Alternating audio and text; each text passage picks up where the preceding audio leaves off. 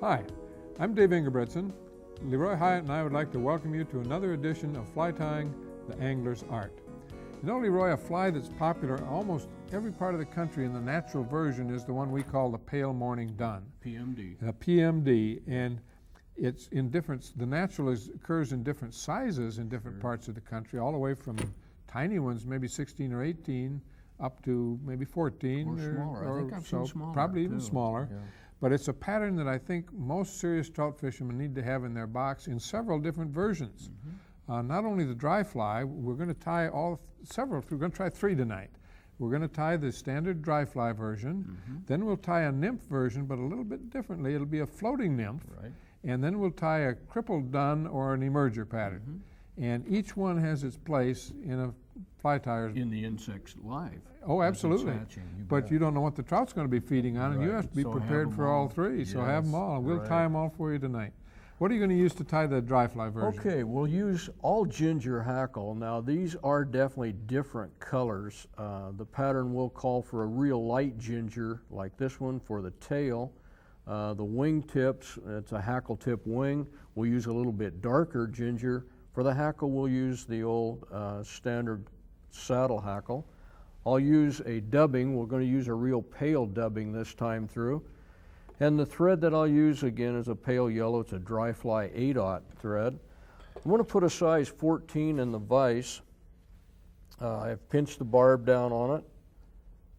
You know, we might suggest to people, several manufacturers are starting to make very nice barbless hooks. Yes, they are. And More and more of them. I am now buying my hooks barbless. Oh, I'm debarbing mine Yeah. still. I have quite a supply that I can do that Yeah, I with, do but- on the old hooks, but Yeah. the new ones I'm getting barbless whenever possible. Okay.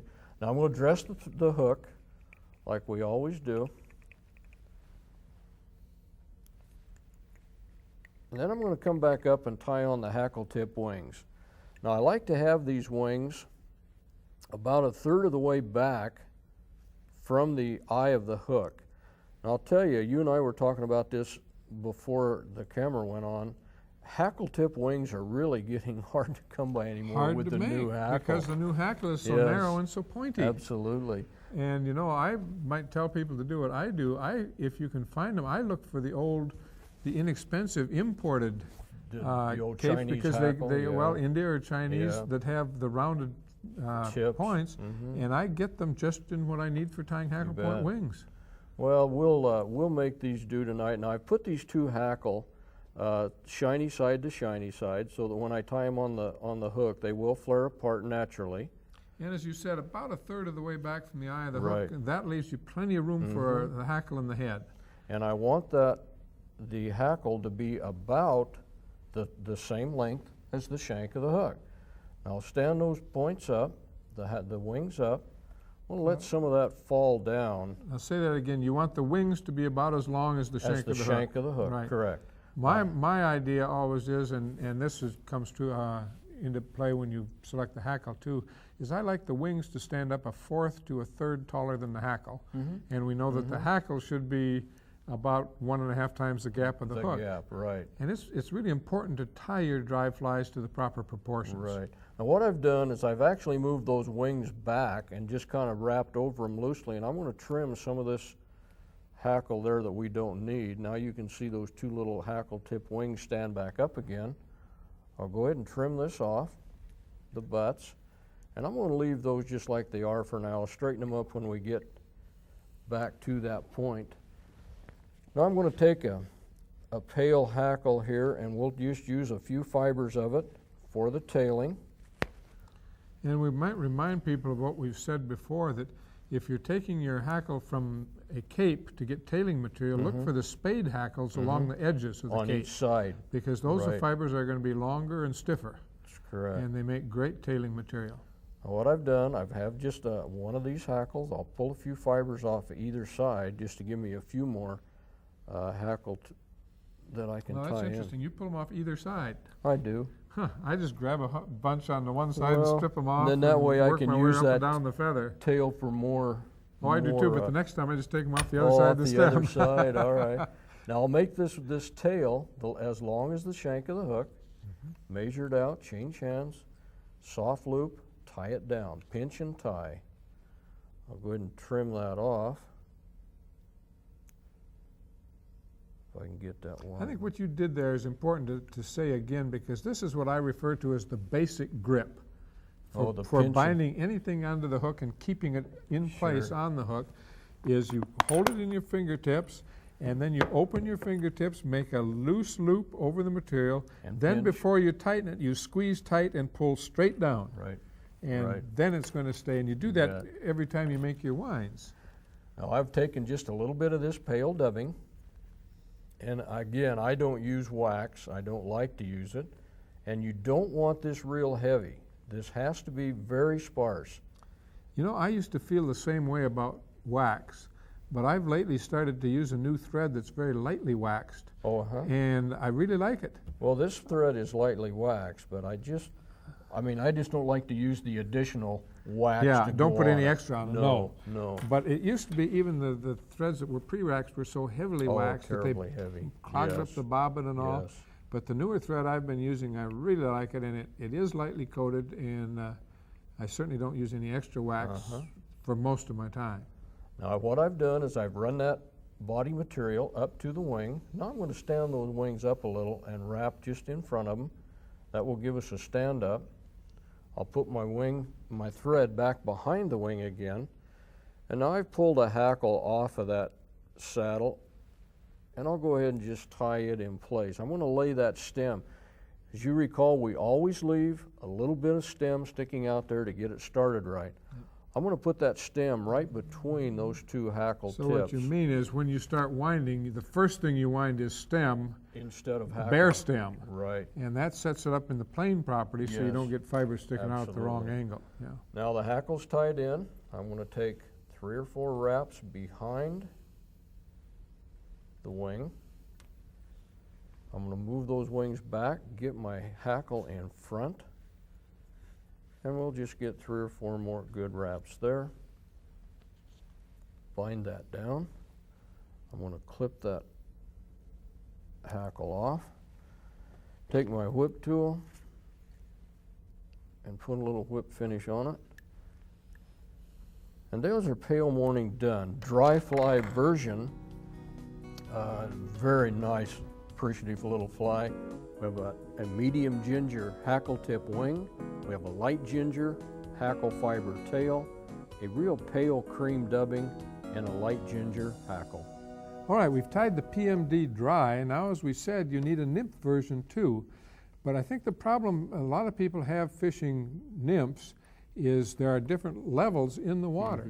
And you have to have your fly at the proper level. And most of the time with nymphs, that's down on the bottom. Occasionally it's in the middle layers if you've got nymphs coming up to emerge. But this is a very special nymph. This is a floating nymph. Yes, it is. Now, this is one that's going to drift right in or under the surface film. Right in the film, yes. And it's supposed to represent that stage where the fly is just about to emerge. The adult is just about to The emerge. wing case is starting to swell. Starting to swell up. Yep. So what are you going to use to tie the PMD floating nymph? All right, we'll use a ginger hackle. This will be for the tail and leg material. The rib I'm going to put on it just a slightly contrasting rib. This is just a regular tying thread. It's not really as thick as I'd like, so I'll double it to make it show a little better.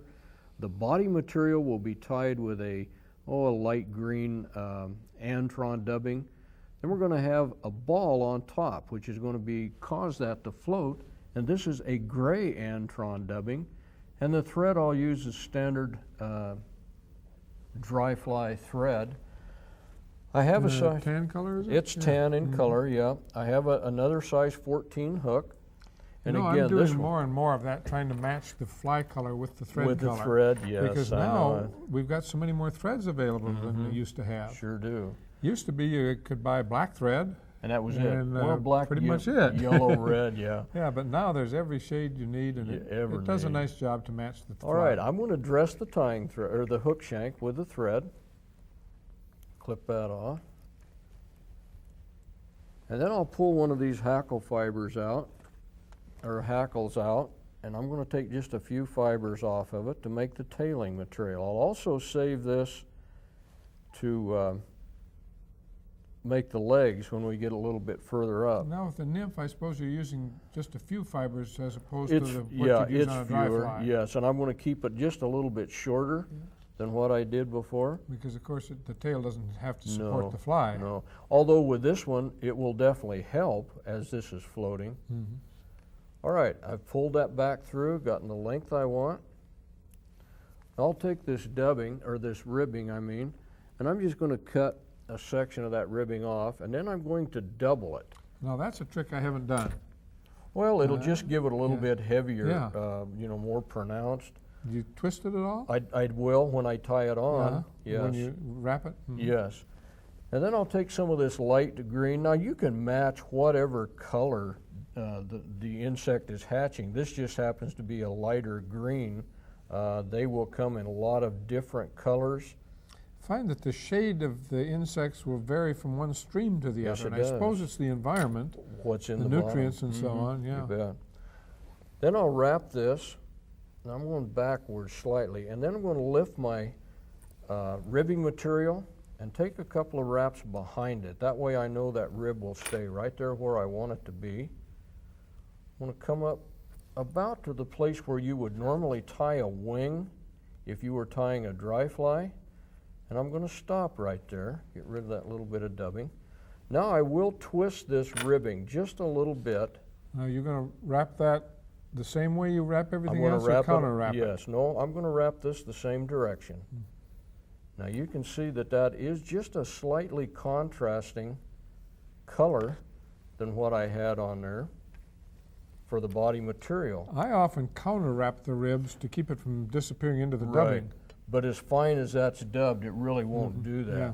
Now for one part of it, well, no, I'm going to put some legs on it first. I'll get rid of that. Now here you do not want very many legs sticking out here at all. If you've got 4 or 5 on either side, that's really all you need. I'll come over here, I'll tie a section on the side opposite me. And I'll do the same, if I can pick that up. I'll do the same on my side. And try to get them the same length. Now that's what I call mustache hackle. If we have it hanging underneath, I call it a beard or a beard, throat. sure. If I have it sticking out the side, I call it Sure. mustache. Yeah.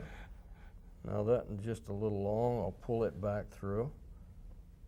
And then I'm going to clip that off. And that's a good idea. Don't clip it before you tie it in, but tie it in and then adjust and then the length. adjust, yeah, whatever length you want. Right. Now I'm going to take a little bit of this gray dubbing, and again, it's an antron. And I'll put just a little bit on here. Now this is an unusual trick that we Well, want viewers yeah, to a pay little attention bit. to. Get a little bit of that stuck on there.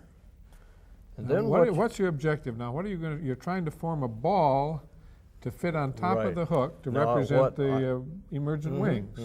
I've just wrapped that dubbing on there. Now I'm going to just take my hand and push it down, get it all down in a little ball, and tie it down. Beautiful. And tie it down. Uh-huh. Now that stood up a little bit where I don't like it there. I'm going to take a counter wrap around it. I'm not going around the hook now, just around Pull the it all ball together. itself and pull it all together. Now I got that little bit sticking up there. I'm going to just trim it off. And that antron like that will just make that Oh, little guy yes. just float like crazy. Now right here in front, I'm going to take just a little bit more body material. Don't need very much at all. And just finish off there in front. Mhm. I'm going to go a little bit at an angle to get down back underneath. Probably could have gone ahead and wrapped that on, but I'll go ahead and stop it. Build a small head. Now we should say, well, of course, this represents the PMD. Mm-hmm. This type of pattern would work for any floating nymph. Any floating So nymph, any it will pattern you work. want, regardless of the colors or what the materials are, this is a good technique to tie a close to the surface type You bet. nymph. You bet. And there's a pale morning dun, floating nymph. I've used the ginger hackle for the tail and legs. I've used a light green antron dubbing. And for the ball material or the floating section, I've used a gray antron dubbing. All right, we've tied now the dry fly version of the pale morning dun. We've tied a floating nymph stage, and now we're going to tie a special stage. It's called the CDC Crippled dun. Right. And this is different from an emerger. This is supposed to represent the dun, or the adult, that got stuck crawling out of the nymphal case. He's trapped in it. He's trapped in the case, and so now he's drifting down the water, or she, as the case may be, drifting down the water with the trailing shuck and something to represent the emergent wing and the adult trying to get out. And I think trout like this stage because he can't get away. Right. And they feed They on don't it. have to chase it. They don't have to chase it. So what are we going to tie? The CDC Crippled dun. Done. All right. Part of the tailing material will be a wood duck flank feather.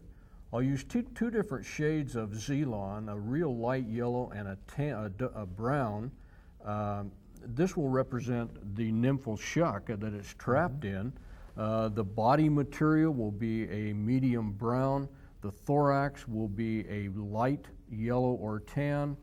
The wing case, or the wing in this case, will be a CDC feather or color canard, which comes off of a duck.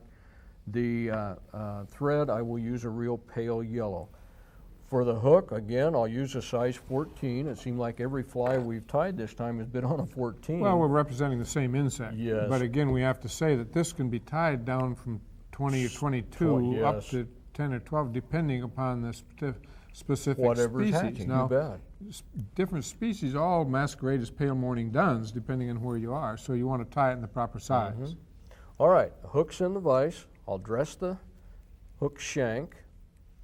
And then we'll take a small section of this wood duck. Now, if you don't have wood duck, I'm sure any mallard flank would work, just something to get that barred look. Well, what you do is you get dyed mallard flank Sure that's can. gray, that's dyed lemon yellow. And that's fairly commonly available. A lot of it you'll see anymore is it's not a real lemon yellow, it's almost a gold, but you may Gold, have yeah. to sort and look through some of what you have. But you can buy it. It's basically an imitation wood duck. Correct. All right, take a small section of that, tie it on. We'll get rid of some of that. Then we're going to take a piece of the yellow Zelon. Don't need a great deal of it. Now, for those that aren't familiar, you might tell them what Zelon is. Well, Zelon, Antron, sparkle It's a yarn. yarns. It's a sparkly type of yarn. That's all it is, yes. So it doesn't have to be Zelon, but it No. could be any of the sparkle yarns. Any of it. Now, the tan, or the light yellow, will go on first, and I want this very sparse. I got a little bit too much Yeah, there. remember now, you're trying to imitate a mostly empty case of a nymph. And this is, as you say, very sparse. Very sparse. Now I'm going to tie this very small section of Antron, light colored yellow, on first. And take a what, that goes couple of over the wraps. tail? Going over that wood duck tail. And you know what, I want this Zelon to be a little bit shorter than the wood duck tail is. Then we're going to take some of the brown, again, very sparse. And this Zelon, sparkle yarn, whatever, Antron, it will actually help that fly float. It is a very water-resistant material. And again, this is a dun that's trapped in the case, so it should be fished on or right in the surface That's film. correct. That's where the natural is. Then And I'm so gonna- oftentimes you would dress this with dry fly Sure could. paste to keep it You up. bet. Keep it going, yes. Now I'll take this light dubbing, tan dubbing that we have, or a medium dubbing, some people might call it. And we'll get a little bit of it on this thread. Got a ball of it there, I got a little bit too much. That's trouble almost everybody has with dubbing. You get too much material on and it ruins the whole fly. Yeah. Now I don't know if that'll be enough, but we'll start wrapping it on there and see. I'm going to go backwards a little bit just to cover up what little space I had right there, and then come forward. You know, we keep saying this, but I can't say it enough, that you need just a fuzzy thread to give you more control That's over the right. shape and the taper That's of the right. body. Now you can see that's starting to take the body starting to take a tapered shape. And now I'm going to take one of these CDC feathers, or color canard. We call them CDC rather Yeah. than Well, you know, called de through canard, it's French. It means the tail of the duck.